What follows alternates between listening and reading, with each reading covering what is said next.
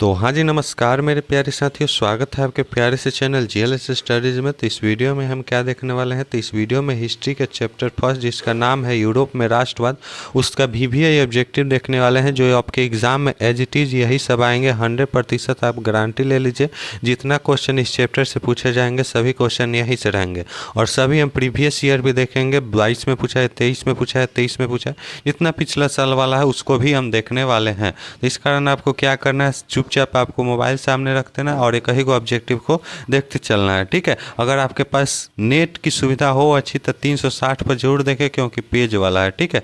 360 पर जरूर देखें, न तो 144 पर तो देखा ही करेगा, ठीक है। तो चलिए स्टार्ट करते हैं वीडियो को बिना देरी किए। पहला नंबर क्वेश्चन कह रहा है, वियना सम्मेलन की मेजबानी किसने की थी। मतलब वियना सम्मेलन का अध्यक्ष कौन था, इसी तरह से भी पूछ देता है। तो कौन था, मेटरनिक था, ठीक है। मेटरनिक कौन था, तो ऑस्ट्रिया का चांसलर था। ध्यान रखिएगा, 40 प्लस क्वेश्चन यानी 45 प्लस क्वेश्चन को देखने वाले हैं। 22 का क्वेश्चन है, इस बार पूछने की ज़्यादा से ज़्यादा संभावना रखती है, क्योंकि 22 में पूछा है। निम्न में से किस सम्मेलन की जर्मनी क्षतिपूर्ति राशि को कम कर दिया गया, ठीक है। तो जर्मनी के क्षतिपूर्ति राशि को कब किस सम्मेलन में कर दिया गया, तो लॉसेन सम्मेलन में कर दिया गया, ठीक है। ऑप्शन नंबर डी किस साल पूछा है, तो 23 में पूछा है। देखिए, अमेरिका में न्यू डील किसने लागू किया, तो अमेरिका में न्यू डील लागू किसने किया था, 23 का क्वेश्चन है। तो अमेरिका में न्यू डील किसने लागू किया था, तो किसने किया था, देखिए अमेरिका में पूछ रहा है, ठीक है। अगर एथी में पूछता, रूस में पूछता, तो रूस में कौन किया था, लेनिन ने किया था। लेकिन अमेरिका में किसने किया था,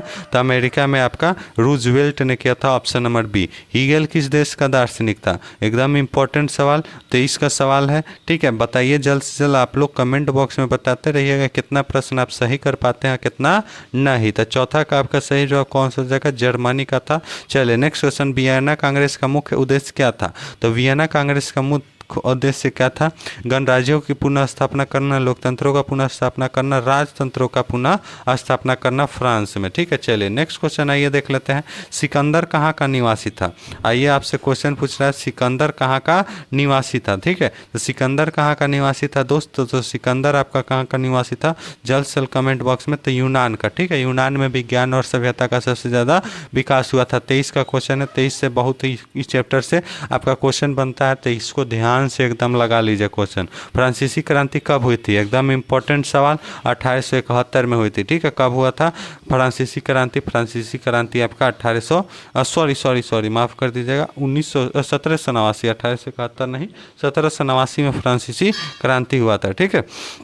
फ्रांसीसी क्रांति कब हुआ था, 1789, गलती से 1871 टिक लग गया, ठीक है। राष्ट्रीय आंदोलन का केंद्र जेन विश्वविद्यालय कहाँ स्थित है, ठीक है। जेना विश्वविद्यालय, ठीक है। जेना विश्वविद्यालय राष्ट्रीय आंदोलन का केंद्र था, ठीक है। तो वह कहाँ अवस्थित है, तो कहाँ अवस्थित है, जर्मनी में अवस्थित है।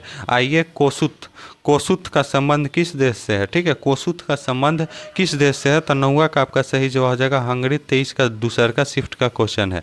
इटली और जर्मनी वर्तमान में किस महादेश के अंतर्गत आते हैं, यह भी क्वेश्चन नहीं पूछा है लेकिन अब की बार पूछ सकता है, तो यूरोप हो जाएगा। फ्रांस में किस शासन वंश की पुनः स्थापना वियना कांग्रेस के द्वारा किया गया था। 14 में पूछा था, कम्प्लीमेंट्री में पूछा था, तो कौन सा हो जाएगा, किसका, वुर्वो राजवंश का, जिसका राजा कौन बना 1815 के बाद जब क्या हुआ था, वियना सम्मेलन हुआ था, तो उसके बाद राजा फ्रांस का किसे बनाया गया था, लुइस 18वां को बनाया गया था। आइए देख लेते हैं, मेजनी का संबंध किस संगठन से था।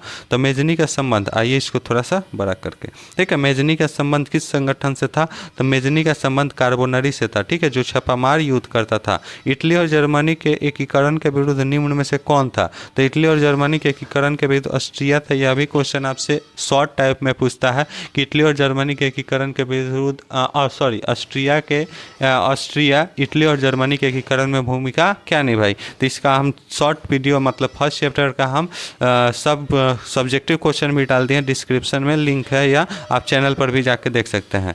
काउंट काबूर को विक्टर इमुलियन ने किस पद पर नियुक्त किया, ठीक है। तो काउंट काबूर को विक्टर इमुलियन ने किस पद पर नियुक्त किया था, तो 14 का आपका सही जवाब हो जाएगा प्रधानमंत्री। नेक्स्ट क्वेश्चन, गैरीबाल्डी पेशे से क्या था, तो गैरीबाल्डी पेशे से नाविक था, ठीक है। बहुत हालिया क्वेश्चन पूछा है, ठीक है। यह देखिए 12, 14, 19, 21 में भी पूछा था, नहीं नोट किया है वहाँ पे बुक, ठीक है। चलिए, जर्मन राज्य निर्माण किसने किया था, देखिए बहुत हाली क्वेश्चन पूछा है। आइए देख लेते हैं, जर्मन राज्य किसने किसने स्थापना किया था? तो बिस्मार्क ने, ऑप्शन नंबर डी हो जाएगा। 16 का क्या हो जाएगा दोस्त? Sorry, Napoleon Bonaparte. ठीक है, बिस्मार्क ने तो लॉ और रॉक की नीति अपनाई थी। ठीक है, तो नेपोलियन बोनापार्ट हो जाएगा, लॉ और लॉक की नीति पूछेगा तो बिस्मार्क हो जाएगा।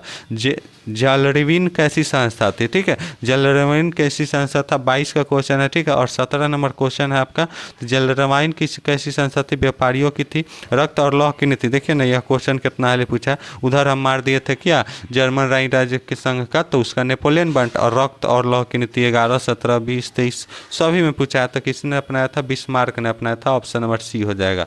फ्रैंकफर्ट की संधि कब हुई थी? फ्रैंकफर्ट की संधि, ठीक है, तो फ्रैंकफर्ट की संधि कब हुआ था? तो फ्रैंकफर्ट की संधि 1871 में। हम उधर 1871 मारे थे, लेकिन हमारा गलती हो गया था, क्योंकि वह क्या हुआ था, वहाँ से आपको फ्रांस की क्रांति पूछा था, तो 1789 हम जान के वो मार दिया था 1871। ठीक है, चलिए, यूरोप के लिए किस देश का साहित्य और ज्ञान विज्ञान प्रोत्साहित रहा, प्रेरणा स्रोत रहा?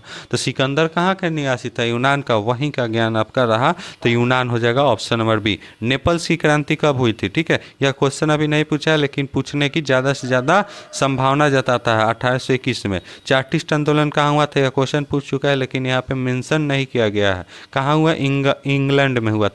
यूनान को एक स्वतंत्र राष्ट्र घोषित कब किया गया? तो 1832 में किया गया था। यूनान पर किसने कब्जा किया था? तुर्की ने किया था। और फर्स्ट चैप्टर का हमने पढ़ा कर भी रखा, उसका प्लेलिस्ट बना है, जाकर प्लेलिस्ट वाले सेक्शन में आप लोग देख सकते हैं। ठीक है, आपको, ठीक है, एकदम पूरा बढ़िया से डिटेल में बताया है कि कब जर्मनी का एकीकरण कैसे हुआ था, यूनान का एकीकरण, यूरोप का मतलब यूरोप में राष्ट्रवाद कैसे हुआ था, यूरोप क्या है क्या नहीं है। आइए, ऐतिहासिक द्वंद्व था। ठीक है, अभी कितना मिनट हो गया? 6 मिनट। ठीक है, 10 से 12 मिनट आपको लगेगा। ऐतिहासिक द्वंद्व की व्याख्या किसने की थी? ठीक है, ऐतिहासिक द्वंद्व की व्याख्या किसने किया था? तो किसने किया था? हिगेल ने किया था। एड्रियानोपल की संधि कब हुआ था? तो एड्रियानोपल की संधि कब हुआ था? तो 25 का आपका सही जवाब कौन सा जगह? 1829 में हुआ था। एड्रियानोपल की संधि किन दो देशों के बीच में हुआ था? 1829 में हुआ था, लेकिन किन दो देशों के बीच में हुआ था? तो तुर्की और रूस के बीच में हुआ था। क्यों हुआ था? तो यूनान को लेकर।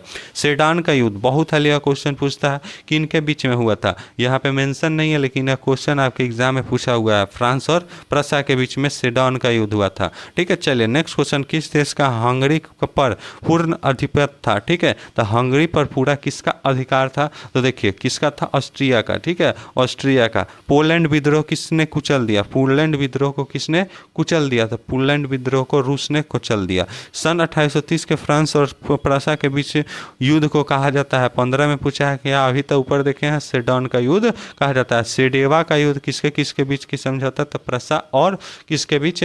प्रसा और ऑस्ट्रिया के बीच को सेडान का युद्ध कहा जाता है। सेडावा का युद्ध कहा जाता है। सेडान का युद्ध फ्रांस और प्रसा के बीच।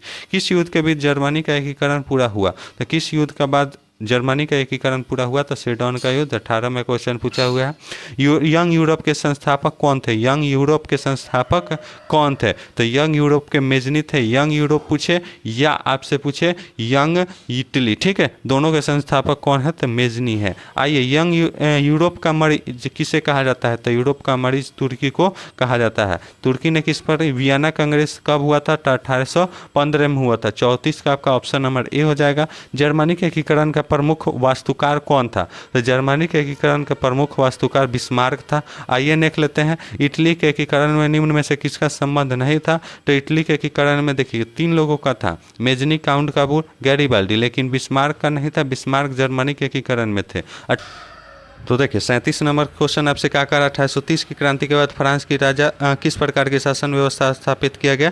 तो कैसे शासन व्यवस्था स्थापित किया गया? तो संवैधानिक राजतंत्र को स्थापित किया गया। जर्मनी के एकीकरण के लिए कौन उत्तरदायी था? तो जर्मनी के एकीकरण के लिए बिस्मार्क था।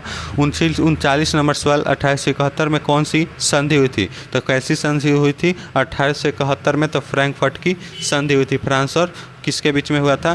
कमेंट बॉक्स में आप लोग जरूर बताइएगा। इटली और जर्मनी के एकीकरण में निम्न में से किसका योगदान दिया था? ठीक है, तो इटली और जर्मनी के एकीकरण में किसने योगदान दिया था? तो सभी ने।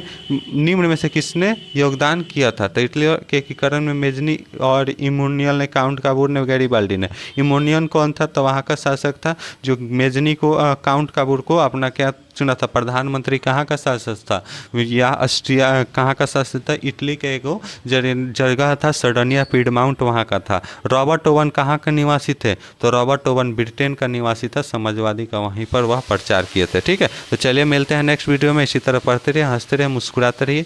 आपको 41 प्रश्न में आपने कितना प्रश्न सही किया, यही आपका पता चल जाएगा कितना फर्स्ट चैप्टर आपका मजबूत है। तो मिलते हैं नेक्स्ट वीडियो में। पढ़ते रहिए किस चैप्टर के साथ? तो साम्यवाद तथा समाजवाद के साथ।